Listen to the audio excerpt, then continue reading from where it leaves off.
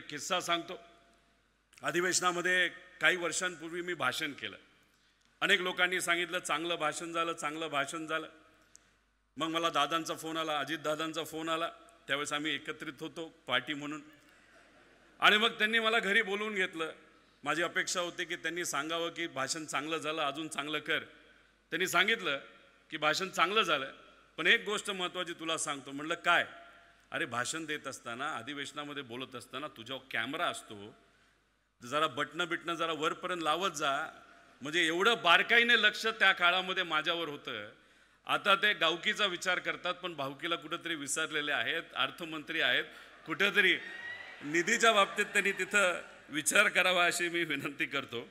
1980च्या काळामध्ये पुलोतचं सरकार होतं, तेव्हा ND पाटील साहेब सहकार मंत्री होते। काही कारणात ते सरकार टिकू शकलं नाही। ज्या दिवशी सरकार पडलं त्या दिवशी ND पाटील साहेबांनी जे शासकीय बंगला आहे तो तिथं सोडला। आजच्या काळामध्ये आपण जर बघितलं तर अनेक लोक 5-5 महिने झाले तरी बंगला सोडत नाहीत, पण तो बंगला त्यांनी सोडला। तिथून जी शासनाची गाडी होती ती सोडून दिली। स्वतः ते मुंबई सेंट्रलला गेले, तिथून बसमध्ये बसले आणि परत ते कोल्हापूरला तिथं आले। अशा विचाराचे नेते त्या काळामध्ये तिथे होते, आणि यांचं आपण सर्वांनीच मार्गदर्शन आणि त्यांच्याकडे बघूनच आपली वाटचाल कशी होईल याचा विचार हा आपण सर्वांनी केला पाहिजे। जयंत पाटील साहेबांबद्दल बोलायचं झालं तर ते सुद्धा अनेक संस्था मनापासून बघत असतात। सगळ्या संस्था ह्या कोऑपरेटिव्हमध्ये आहेत।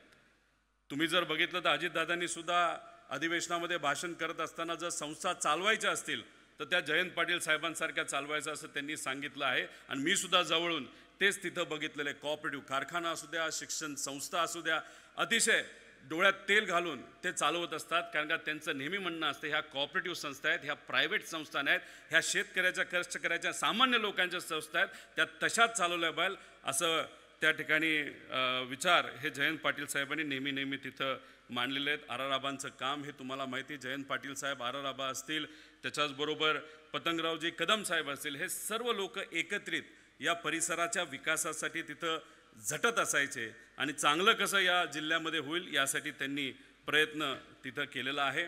सांगलीच्या बाबतीत बोलायचं झालं, या जिल्ह्यामध्ये संस्कृतीला फार महत्त्व दिलं जातं। खरं तर आता चंद्रकांत दादा इथं आहेत। दादा, आत्ताच्या काळामध्ये काही लोक आहेत, तुमच्याकडे बघितल्यानंतर तुम्ही भाजपचे नेते असला तरी तुम्ही भाजपचं खऱ्या अर्थाने सोनं आहात। अनेक वर्ष त्या पक्षामध्ये तुम्ही राहिलेले आहात। जेव्हा केव्हा आम्ही तुम्हाला भेटतो तुम्ही आमचा ऐकून घेता। एखाद्या मुलांचा नाही तर विद्यार्थ्यांचा प्रश्न असेल लगेचच्या लगेच तुम्ही तिथं फोन लावता, आणि ही तुमची स्टाईल आम्हाला आवडते। तुम्ही राजकारणाच्या ठिकाणी राजकारण आहे, समाजकारणाच्या ठिकाणी समाजकारण। पण दादा, तुम्ही सोनं आहात। पण आत्ताच्या काळामध्ये काही बेंटेक्सचे लोक या जिल्ह्यामध्ये तिथं फिरत आहेत, आणि खालच्या लेवलला जाऊन काही मोठ्या नेत्यांबद्दल ते तिथं टीका करतात। त्यामुळे या बेंटेकच्या सोन्याचं काय करायचं हे भाजपच्या खऱ्या सोन्याने तिथं लक्षात घेतलं पाहिजे असं मला तरी तिथं वाटतं। अजितदादांच्या बाबतीत काय बोलायचं, शब्दाला पक्के। विद्याप्रतिष्ठान ही जी संस्था आहे आदरणीय पवार साहेबांनी सुरू केली, पण नंतरच्या काळामध्ये अजितदादांनी त्या संस्थेमध्ये लक्ष देऊन ती संस्थासुद्धा खूप चांगल्या पद्धतीने चालवली आहे। पुणे बँक, कोऑपरेटिव्ह बँक जी आहे ती या देशातली उत्कृष्ट अशी डिस्ट्रिक्ट कोऑपरेटिव्ह बँक हे दादांच्या मार्गदर्शनाखाली तिथं चालत असते। त्याच्याचबरोबर पुणे जिल्हा शिक्षण मंडळ ही चांगली संस्था आहे, ती चांगल्या पद्धतीने तिथं चालवत असतात। जसं माईंनी मगाशी सांगितलं, जे खरे ते खरे, आणि हा माझा स्वभाव, जे चांगले ते चांगले, जे वाईट आहे वाईट, हे इथं बोलून दाखवायचा मी प्रयत्न करतो। शेवटच्या 2 मिनिटांमध्ये मला फक्त एवढंच सांगायचं आहे, जेव्हा केव्हा माई सांगतात की आपल्याला हे करायचं आहे, कारण माईंची तळमळ ही आम्हाला सगळ्यांना माहिती आहे। माई प्रामाणिकपणे संस्थेसाठी प्रयत्न करत असतात। ज्याला केला विनंती करता येईल ते विनंती करत असतात। मगाशी माईंनी सांगितलं की ही जी बिल्डिंग आहे आपल्याला लवकरात लवकर बांधायची आहे। माई, माझा 40वा वाढदिवस पुढच्या महिन्यामध्ये येत आहे। मी खूप मोठा नाही, पण एक तुम्हाला सांगतो, माझ्याकडनं एक सेवा म्हणून 40 लाख रुपये या आपल्या या बिल्डिंगसाठी तिथं मी देत आहे, फक्त सेवा म्हणून। जेव्हा तुम्ही कारण तुम्ही इतकं प्रामाणिकपणे काम करता, म्हणजे तुम्ही घरचा विचार करत नाही, ND मामांनी विचार तिथं केला नाही, प्रशांत काका करत नाहीत, संगीता काकी करत नाहीत. तुमचं फक्त एकच मनामध्ये असतं, इथं या भागामध्ये असणाऱ्या या गरीब कुटुंबातून सामान्य कुटुंबातल्या मुलामुलींना चांगली संधी द्यावी. म्हणून कदाचित या भागातलं पहिलं लॉ कॉलेज जर कोण काढत असेल तर ही संस्था आपली तिथं काढत आहे. आणि त्यासाठी फुल नाही तर फुलाची पाकळी म्हणून मी मदत करत आहोत आणि एक सेवा म्हणून तिथं समजावं. आता माझ्यानंतर फार मोठ्या मोठ्या लोकांची भाषणं आहेत.